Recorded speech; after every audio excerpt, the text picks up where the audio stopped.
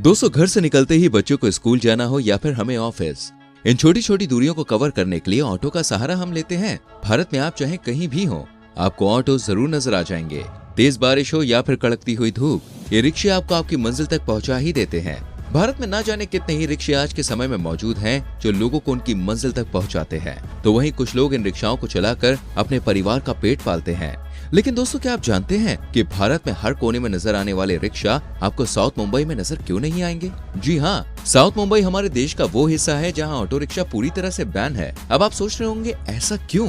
तो चलिए आज की इस वीडियो में हम जानते हैं कि आखिर साउथ मुंबई में ऑटो रिक्शा बैन क्यों है, क्या है इसकी वजह। दोस्तों, ऑटो रिक्शा से पहले साउथ मुंबई में आपको साल 2020 तक कुछ इस तरह की काली पीली टैक्सियां नजर आती थी, लेकिन आज के टाइम में ये भी देखने को नहीं मिलती है, बल्कि आज इनकी जगह आपको यहाँ पर कैब्स देखने को मिलेंगी। अब सवाल ये उठता है, आखिर ऐसा क्यों? वैसे तो भैया, साउथ मुंबई में ऑटो बैन करने के पीछे कई सारी वजह हैं, जिनके बारे में आज हम आपको यहाँ पर बताने वाले हैं। इन कारणों में से पहली वजह तो है इन ऑटो रिक्शा ड्राइवरों की लापरवाही, क्योंकि यहाँ ज्यादातर हिस्सों में ऑटो रिक्शा चलाने वाले लोग अपनी यूनिफॉर्म नहीं पहनते हैं। यहाँ तक कि ये लोग अपने नाम का बैज भी नहीं लगाते हैं। और आपने ये तो देखा ही होगा कि सड़कों पर चलते हुए ऑटो रिक्शा वाले ट्रैफिक रूल्स को कभी फॉलो भी नहीं करते। इसके अलावा ऑटो रिक्शा दोनों तरफ से खुले होते हैं, जिसके चलते रिक्शा में बैठे लोगों के साथ लूटपाट जैसी घटनाएं बिल्कुल आम बात है। वहीं कुछ रिपोर्ट्स की माने तो यहाँ 2 लाख से ज्यादा ऑटो रिक्शा ऐसे हैं जो ट्रैफिक रूल्स के अलावा ऑटो रिक्शा के लिए बनाए गए नियमों का भी पालन नहीं करते हैं और अपने साथ साथ ऑटो में बैठने वाले लोगों को भी खतरे में डाल देते हैं।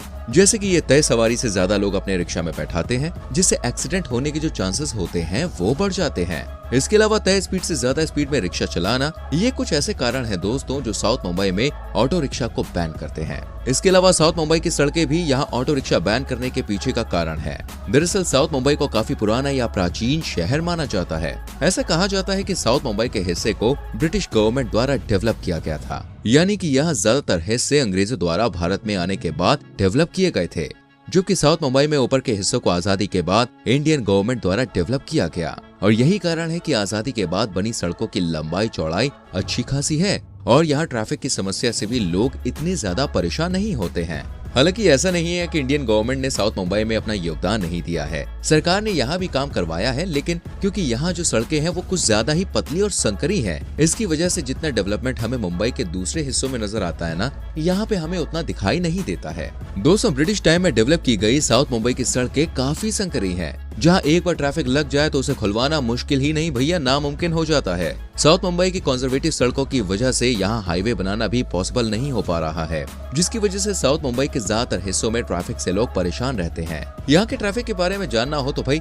कभी यहाँ के लोकल सिविलियन से आप मिलिएगा, क्योंकि यहाँ के ट्रैफिक के बारे में वो लोग बहुत अच्छे से बता सकते हैं जो यहाँ पर रहते हैं और इसे डेली फेस करते रहते हैं। और क्योंकि यहाँ की जो सड़कें हैं वो हद से ज्यादा सक्रिय और पतली हैं, इसलिए यहाँ की ट्रैफिक पुलिस ने मुंबई के दूसरे इलाकों की तुलना में यहाँ ट्रैफिक रूल्स को कुछ ज्यादा ही सख्त बनाया है। जैसे कि यहाँ पर आपको ओवर स्पीडिंग या बिना हेलमेट या गलत तरह से गाड़ी चलाने पर अच्छा खासा जुर्माना भुगतना पड़ सकता है। अगर ट्रैफिक रूल्स की बात करें तो यहाँ single side turn system, parking और वन वे ट्रैफिक से लेकर अन्य रूल्स भी काफी ज्यादा सख्त हैं दोस्तों।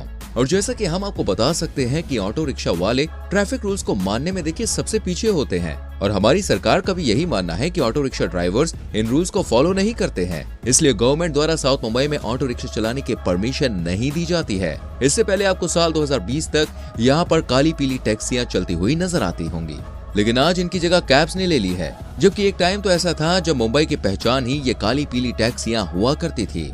अगर साउथ मुंबई में ऑटो रिक्शा बैन होने के पीछे का कारण हम इन काली पीली टैक्सियों को बताएं ना, तो वो गलत नहीं होगा। अब ऐसा क्यों, आइए जानते हैं। साल 1965 में शुरू हुई इन काली पीली टैक्सियों को एक टाइम पर मुंबई की पहचान माना जाता था।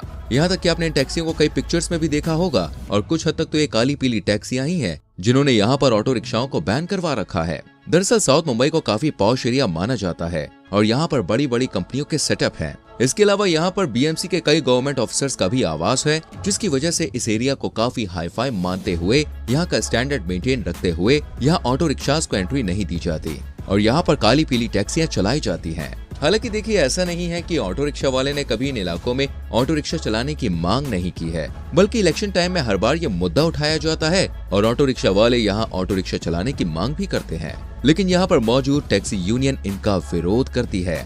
और हर हाल में ऑटो रिक्शा चालकों को इस इलाके से दूर रखते हैं।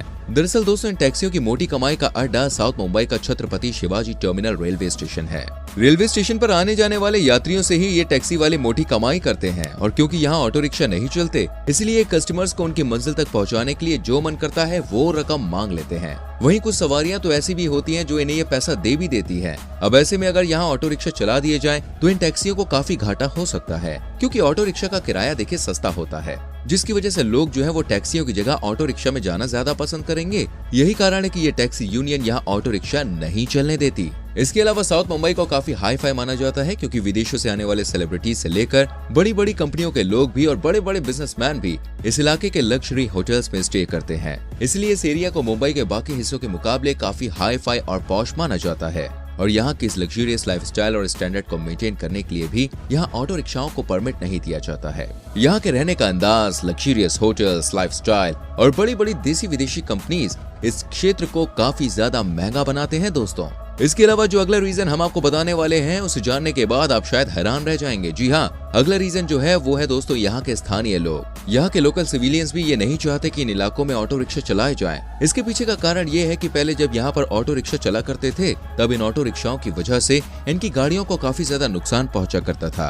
और क्योंकि साउथ मुंबई पॉलिटिकल नजरिए से देखा जाए तो अपना एक वर्चस्व रखता है, इसलिए यहाँ की सरकार भी इन लोगों को अनसुना नहीं कर सकती और सरकार को भी लोगों की बातें माननी पड़ती हैं, क्योंकि जो सरकार इनकी नहीं मानेगी उसे वोटों के मामले में अच्छा खासा धक्का झेलना पड़ सकता है। अब ये तो हुई भाई साउथ मुंबई में ऑटो रिक्शा ना चलने की बात। अब हम आपको बताते हैं कि ऑटो रिक्शा की जगह चलने वाली काली पीली टैक्सियां आखिर मुंबई से क्यों और कहां गायब हो गई हैं। सन 1964 में मुंबई की सड़कों पर उतारी गई इन काली पीली टैक्सियों को आपने कई बार फिल्मों में देखा ही होगा, और आज की हकीकत ये है कि ये टैक्सियां अब आपको फिल्मों में ही नजर आएंगी। जी हाँ, क्योंकि एक समय में मुंबई की शान मानी जाने वाली ये टैक्सियां अब मुंबई में आपको देखने को नहीं मिलेंगी।